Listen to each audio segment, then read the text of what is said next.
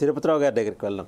తిరుపతిరావు గారు అంటే ఈరోజు సాయంత్రం చాలా ఆహ్లాదంగా ఉంది. ఎందుకంటే బాబు గారిలో మంచి మార్పు వచ్చింది. ఆయన కూడా జనసేనకి అధికారంలో భాగస్వామ్యం ఇద్దామనే ఒక సంకల్పం ఆయనకు కలిగింది.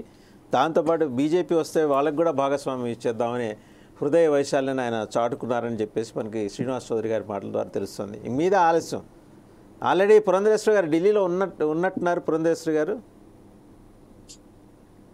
ముందుగా అందరికీ నమస్కారం. వాసుదేవన్ గారు,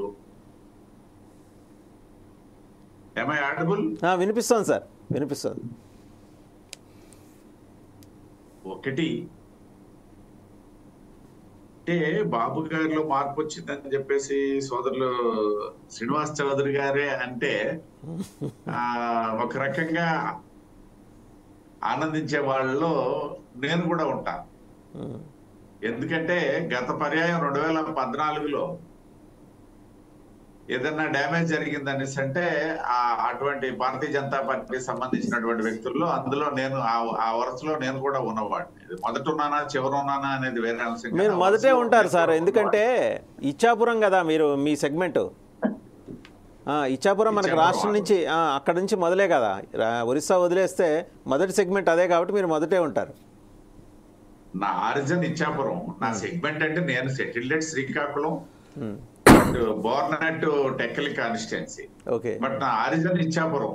అయితే ఆ రోజు నేనేమి సిన్సియర్ గా ట్రై చేసినటువంటి వ్యక్తిని కాదు. పార్టీ సూచన మేరకు నేను అక్కడికి వెళ్ళడానికి సిద్ధపడ్డాను. తర్వాత మరి తెలుగుదేశం సోదరులు తీసుకున్నారు, ఎమ్మెల్సీ అన్నారు, ఎమ్మెల్సీ లేదు.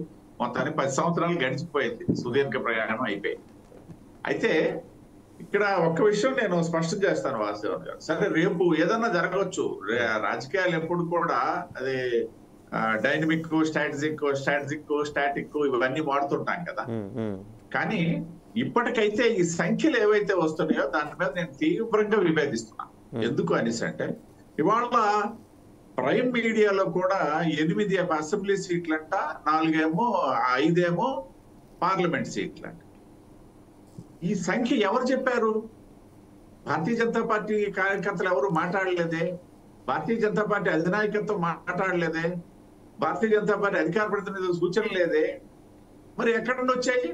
ఏమన్నా మైండ్ గేమా అని నేను ప్రశ్నిస్తున్నా. ఎందుకు నేను చెప్తున్నానంటే నా దగ్గర కాంక్రీట్ ఎవిడెన్స్ ఉంది నా పార్టీకి సంబంధించి జరుగుతున్నటువంటి విధి విధానంలో. ఏంటది అనేసి అంటే అది కూడా ఆ విధి విధానాల్లో కూడా భాగస్వాములైనటువంటి వ్యక్తుల తాలూకా స్థాయిని నేను చెప్తాను. ముందు శివప్రకాష్ జీ గారు 2 రోజుల పాటు మా పార్టీ కార్యాలయంలో కూర్చొని ఈ రాష్ట్రంలో ఉన్నటువంటి 175 అసెంబ్లీల నుండి కూడా ముఖ్యుల్ని పిలిపించుకొని 25 పార్లమెంట్ల నుండి కూడా ముఖ్యుల్ని పిలిపించుకొని 2 రోజుల పాటు ఒక్కొక్క పార్లమెంట్ సమయం 40 నిమిషాలు 45 నిమిషాలు కేటాయించి 4-5 వ్యక్తులతో మాట్లాడి 175x3 లిస్టు తయారు చేయడం జరిగింది వాస్తవం. అదే విధంగా 25 పార్లమెంట్లకి ముగ్గురు చొప్పున లిస్టు తయారు చేయడం జరిగింది. నేను ఎందుకు దీన్ని ప్రస్తావించాననేసి అంటే శివప్రకాష్ జీ గారు అనేసి అంటే మా పార్టీలో నెంబర్ 2 అంటే మీరు మళ్ళీ అమిత్ షా గారు ఆ లైన్ లో వెళ్ళకండి. ఆర్గనైజేషన్ పరంగా మాకు ఆయన organisation joint general secretary all India. అటువంటి స్థాయి ఉన్నటువంటి వ్యక్తి, ఆయన తాలూకా సమయం ఎంత విలువైందో ఆ విలువైనటువంటి సమయం 2 రోజుల పాటు కేటాయించి ఇక్కడ ఏదైతే ప్రక్రియ నడిచిందో దాన్ని నేను విశ్వసిస్తాను, దాన్ని నేను ఈ రాష్ట్ర ప్రజలకు చెప్తాను మీ ద్వారా. అంతేగాని ఎవరో 5 పార్లమెంట్లు, 8 అసెంబ్లీలు అంటారు, 18 అసెంబ్లీలు అంటారు, 57 అసెంబ్లీలు అంటారు, లేదా తెలుగుదేశం ఇప్పుడు వరకు ప్రకటించుకుని ఉన్నవాన్ని కూడా బీజేపీకి అంటారు. ఎవరిచ్చారు వారికి అధికారం అని చెప్పేసి సస్పెక్ట్ చేయొచ్చు. ఖచ్చితంగా తెలుగుదేశం పార్టీ నుండి బీజేపీ పొత్తులో వెళ్తుంది అన్నటువంటిది, తెలుగుదేశం పార్టీ ఆహ్వానిస్తుంది అన్నటువంటిది. ఒకప్పుడు భారతీయ జనతా పార్టీ అరువులు చాస్తుందని చెప్పేసి మాట్లాడినటువంటి వాళ్ళకి కూడా నేను సమాధానం చెప్తున్నా. భారతీయ జనతా పార్టీ ఏ రోజు కూడా పొత్తుల కోసం అరువులు చాచలే. నేను ఈ సందర్భంలో చెప్తున్నా. అవసరం కూడా లేదు ఇవాళ భారతీయ జనతా పార్టీకి. ఎందుకనేసి అంటే నేను 2 కారణాలు చెప్తాను. ఏం అవసరం? ఇవాళ భారతీయ జనతా పార్టీ 370 టార్గెట్ పెట్టుకుంది. ఖచ్చితంగా ఆ టార్గెట్ రీచ్ అవుతుంది, అధికారంలోకి వస్తుందని చెప్పేసి ఏ ఒక్కరు కూడా చెప్పనటువంటి సందర్భం. ఎంతమంది చెప్తున్నారని నేను చెప్పను మళ్ళీ. ఏ ఒక్కరు కూడా దానికి వ్యతిరేకంగా చెప్పనటువంటి సందర్భం ఒకవైపు ఉంది.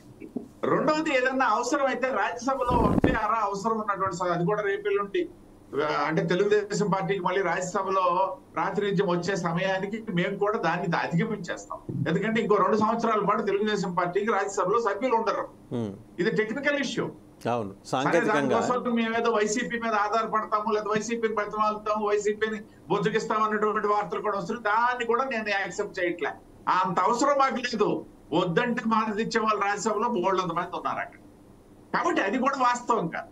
సో ఇటువంటి నేపథ్యంలో ఒక 5 పార్లమెంట్ సభ్యులు గెలిస్తే ఏంటి, గెలవకపోతే ఏంటి, 8 పార్లమెంట్ అసెంబ్లీలు గెలిస్తే ఏంటి, గెలవకపోతే ఏంటి అనేది ఆలోచన భారతీయ జనతా పార్టీకి ఉంటుంది. అన్ని స్థానాల్లో బలపడాలన్నటువంటి ఆలోచన భారతీయ జనతా పార్టీకి ఉంటుంది. భారతీయ జనతా పార్టీ కానీ నేను కోరుకుంటున్నా, నేను చెప్తున్నా, 10 సంవత్సరాల కింద నాకు వచ్చిన అవకాశం పోయింది. ఏ మాత్రం కూడా నేను విచారించలా.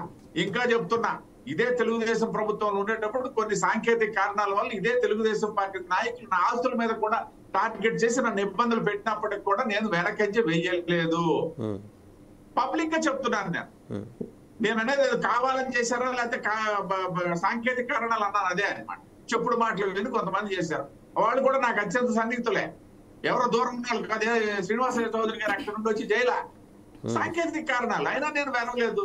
కాబట్టి నేను ఎందుకు కోరుకుంటాను, నా పార్టీకి ఓట్ల శాతం పెరగాలి. రాబోయే రోజుల్లో ఎప్పుడైనా నా జీవిత కాలంలో ఈ రాష్ట్రంలో నా పార్టీ అధికారంలోకి రావాలని ఆకాంక్ష గాని, నేను ఎమ్మెల్యే అవ్వాలా, నేను ఎంపీ అవ్వాలా, అది పొత్తులోకి వెళ్ళిపోవాలా, తెలుగుదేశంలో కలిసి వెళ్ళిపోవాలా, జనసేనతో కలిసి వెళ్ళిపోయి ఎప్పుడు కోరుకుంటాను నాకు అవసరం ఉండేటప్పుడు. ఇవేమీ లేనప్పుడు ఈ సంఖ్యాపరమైనటువంటి డెఫినెట్ గా మేము కలవడానికి అయితే మాత్రం ఒకే ఒక అంశం ఇవాళ ఉంది. తెలుగుదేశం అవసరాలు ఏమున్నాయా వాళ్ళు చెప్తారు. ఇవాళ భారతీయ జనతా పార్టీకి 1% ఉంటుంది. మాకేది భారతీయ జనతా పార్టీకి ఈ రాష్ట్రంలో 15% ఓట్లు ఉన్నాయి. అది గెలుస్తాము అనుకునేటప్పుడు భారతీయ జనతా పార్టీకి వస్తున్నాయి. మేము గెలవము అనుకునేటప్పుడు ఇతర పార్టీలకు వెళ్తున్నాయి. మొన్న పోయిన ఎలక్షన్ లో కూడా అవి వైసీపీకి ట్రాన్స్ఫర్ అయ్యాయి. దానికి మేమేమి కావాలని చేసింది కాదు. అది అంతకు ముందు ఎలక్షన్స్ లో టీడీపీకి ట్రాన్స్ఫర్ అయ్యాయి. ఇవాళ అటువంటి ఓటు బ్యాంకు మేము గెలుస్తామన్నటువంటి భావన ఈ రాష్ట్ర ప్రజల్లో కలగజేసి మా ఓటు బ్యాంకు మేము సాధించి ఈ రాష్ట్ర ప్రజల తాలూకా మనసులను చూరుకొని ఈ రాష్ట్రంలో నేడా రేపా ఎల్లుండా 1951 నుండి ఫైట్ చేస్తే 1986లో 13 రోజుల పాటు అధికారానికి వచ్చినటువంటి పార్టీ భారతీయ జనతా పార్టీ. కాబట్టి ఈ రేపు ఎల్లుండి అనేది లేదు. నేను నా తర్వాత అంటే నా కొడుకు నా మనవడ గురించి నేను చెప్పట్లే. పార్టీలో నా తాలూకా వారసులు అన్నమాట. వాళ్ళు ఎప్పుడు వస్తే అప్పుడే వస్తారు. ఈ రాష్ట్రం అధికారం ఉన్నటువంటి భావంతో పనిచేసే కార్యకర్తల ఘనం ఉన్నటువంటి పార్టీ భారతీయ జనతా పార్టీ. అటువంటి పరిస్థితుల్లో ఎవరు చెప్పారంటే 8 సీట్లు ఒకవేళ నేను అంగీకరిస్తాను. నా పార్టీ కేంద్ర నాయకత్వం ఎక్కడైనా మాట్లాడినట్లయితే డెఫినెట్ గా నేను యాక్సెప్ట్ చేస్తాను. అప్పుడు ఇవన్నీ కూడా ఎందుకనేసి అంటే పార్టీ కేంద్ర నాయకత్వం ఒకవేళ ఆలోచన చేసింది అనేసి అంటే దాని వెనక చాలా నిగూఢమైనటువంటి ఒక పరమార్థం ఉంటుంది. పార్టీ ప్రయోజనం ఇమిడి ఉంటుంది. ఆ నేపథ్యంలో నేను విశ్వసిస్తాను. ఆ రోజు కాదని నేను నిజంగా ఈ 8 కాదు 4 పార్లమెంట్లు లేదు 2 పార్లమెంట్లు 4 అసెంబ్లీ సీట్లతో మీరు సర్దుకొని వెళ్ళండి అనేసి అంటే ఇదే తిరుపతిరావు లాంటి లక్షలాది మంది కార్యకర్తలు భారతీయ జనతా పార్టీ ఆంధ్రప్రదేశ్ శాఖలో ఉన్నవాడు కూడా నోరు విప్పి మేము వెళ్ళము అని చెప్పే పరిస్థితి ఉండదు. దట్ ఈస్ మా డిసిప్లిన్ అది. కానీ నేను ఎందుకు అంటున్నానంటే ఇవాళ నేను ఒక రకంగా ఆవేదనతో మాట్లాడుతున్నా. అంటే నా పార్టీని చిన్న చూపు చూడడానికి నీకు ఎవరిచ్చారు అది?